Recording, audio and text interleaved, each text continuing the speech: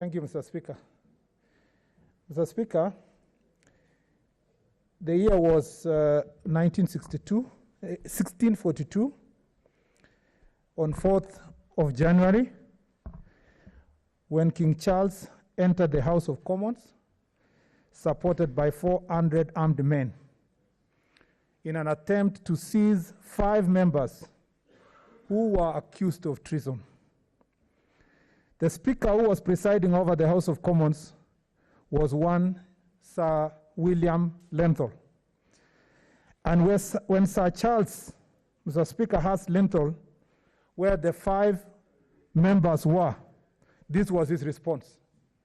Mr. Speaker, he responded, "I have neither eyes to see nor tongue to speak in this place, but as this House is pleased to direct me." And Mr. Speaker, history records that Speaker Lenthal became the first speaker in England to declare his allegiance, Mr. Speaker, to the liberty of Parliament instead of the King. Mr. Speaker, Parliament is at crossroads. It has nothing to do with the money. It has absolutely nothing to do with division of or county allocation of revenue formula. Mr. Speaker, the motion moved by Senator Cherargei is bigger and larger, Mr. Speaker, than basis for allocation of revenue. I must, Mr. Speaker, say on the floor of this House, I am the first person to defend the right of my brother and my friend, Senator Cherargei, to prosecute, Mr. Speaker, his agenda opposite the one I prosecute in this House. He has a right and constitutional right. The same to Senator Susan Kihika. The same to Senator James Orengo. But this morning, Mr. Speaker, that is not what we are facing as a Senate. We are facing an assault on the constitutional order of this republic. Mr. Speaker, the integrity and the independence of Parliament is, Mr. Speaker, on trial. Mr. Speaker, it is your choice this morning whether, Mr. Speaker, you are going to be subservient, Mr. Speaker, to the authorities that want to undermine the powers and, Mr. Speaker, the constitutional authority of this House, or you will be like Speaker William Lenthal, Mr. Speaker, rule, Mr. Speaker, that this integrity of this House must be protected. Let me confess something, Mr. Speaker, which I have always confessed to Senator James Orengo. And he knows, and he can go on record. Some of us came to study law and admire politics because of people like Senator James Orengo. And I've told Senator James Orengo over and over again, Mr. Speaker, I have no doubt in my mind that if Senator Orengo is told to choose between a forced process, Mr. Speaker, that puts our friends in danger, and, Mr. Speaker, the question of protecting the integrity of this House, the choice is obvious. And that choice is in this motion. Because, Mr. Speaker, I didn't sleep last night. Myself and Senator Cheruiyot, plus other members of National Assembly, camped outside the house of Senator Langat.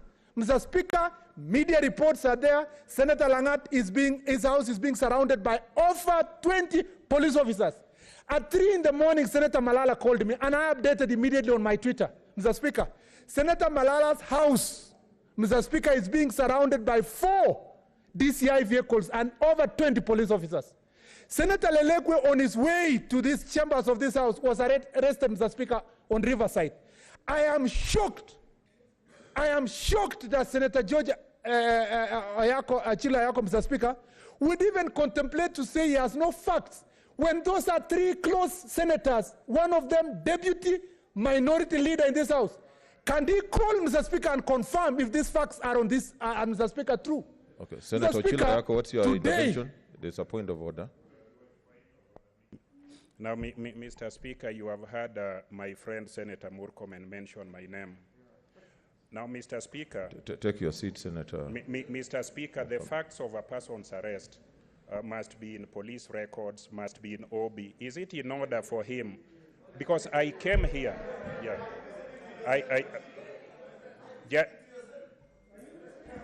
Order. Mr. Speaker, can I be heard? Order, Can Senators. I be heard?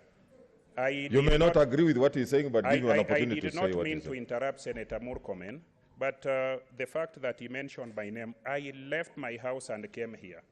And Mr. Speaker, I have no information, I have no OB information, and I know that there could be truth and there could be untruth. Is it in order for Senator Murkomen to blame me for not knowing when I have no facts? I'm a person of facts and facts alone, like Josiah Bonda. Senator Mr. Speaker, Murkomen. Two things. One, I'd like to ask my friend Senator Chiloyako to go look for a mirror behind your seat, Mr. Speaker, at the bathroom, and see himself if he's still that Sonu crusader for liberty, Mr. Speaker, that he spoke about. Number two, Mr. Speaker, we are honorable senators in this house. We don't lie. We can move a motion on basis of lies. We cannot mislead this house. These facts were brought before the Speaker. These facts are known, they are incontrovertible. Mr. Speaker, let us not belittle this debate. Let us contextualize this debate for what it is. It is about an assault on, Mr. Speaker, parliamentary democracy, Mr. Speaker, and Mr. Speaker, about the freedoms of this house. Let me concentrate on, Mr. Speaker, concluding by saying this.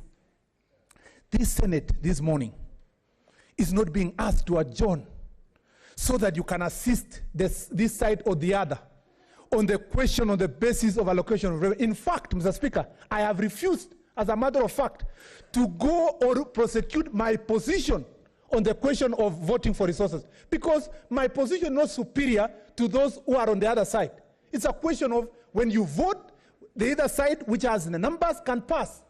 But, Mr. Speaker, to arrest 3 senators, to make it impossible for them to come and make their decision, to subvert the, Mr. Speaker, sovereign right of the people of Kenya under Article 1 of the Constitution, that was donated to Senator Malala, Senator Langat, Senator Lelekwe, to come and exercise on the floor of this house.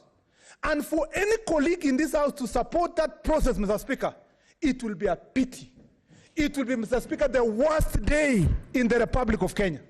I call upon my colleagues, Mr. Speaker, to look at themselves and look at the situation we are going through this morning. Senator Orengo told me on the floor of this house, with Senator Sang and Senator Aaron Cheriot, we were sitting here, said, Mr. Speaker, that revolution hits its own children. That, Mr. Speaker, this house, that, Mr. Speaker, this government was going to be worse to us than, Mr. Speaker, them that were in the opposition then. Mr. Speaker, Senator Orengo now sits in a more privileged position than me.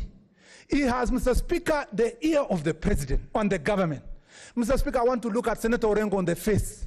Mr. Speaker, it has devoured me, Mr. Orengo. Now it will come for you.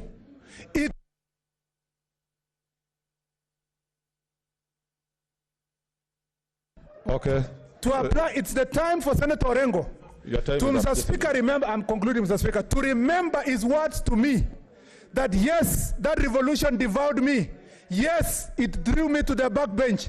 Yes, Mr. Speaker, our rights have been violated. Okay. It is your turn, Senator Orengo, sitting in position of power, to say no to the subversion of those rights, Mr. Speaker. I thank you, Mr. Speaker.